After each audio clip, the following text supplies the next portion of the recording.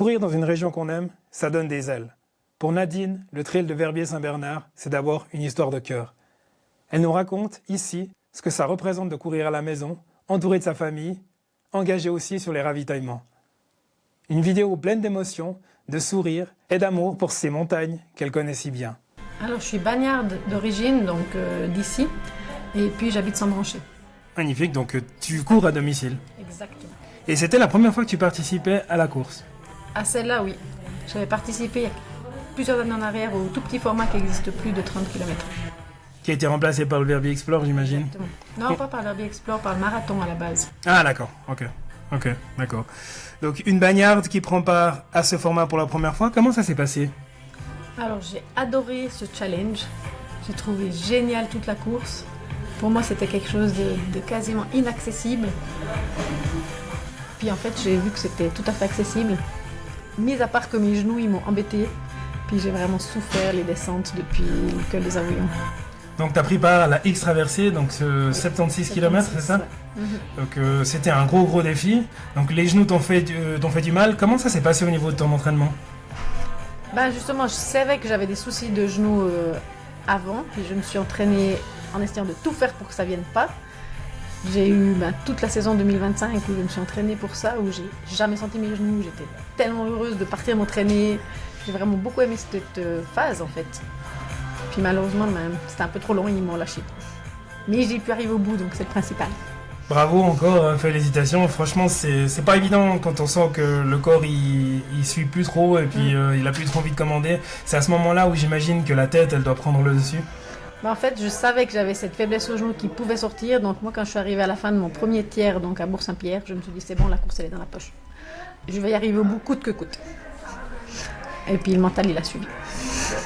Comme quoi, des fois, il suffit de se mettre sur œuf et puis y aller. Exactement, ouais. Quels étaient les points les plus compliqués pour toi dans ce parcours? À part les descentes, bien évidemment.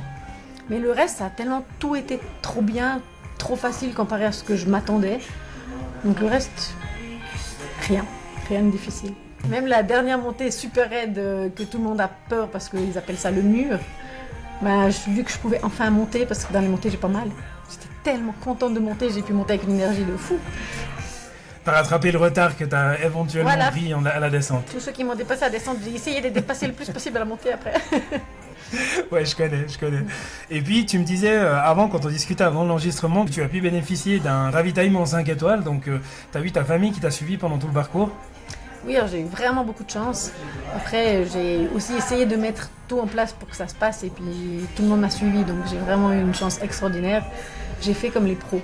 Je suis pas pro, je suis archi débutante, mais j'ai fait comme les pros. Mes enfants, mes parents, mes amis, ils sont venus au ravitaillement. Ils avaient tout. En 3 minutes, ils m'avaient tout donné. J'avais tout. Je repartais pour le suivant. C'était extraordinaire.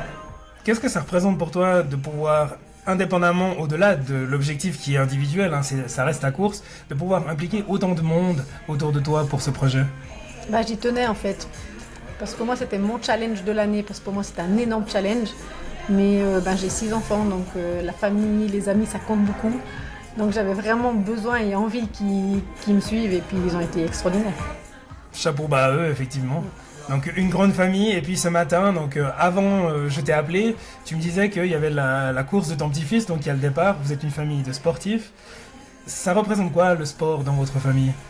Moi je suis un petit peu tombée dans la marmite quand j'étais petite parce que mes parents ils font déjà toujours du sport.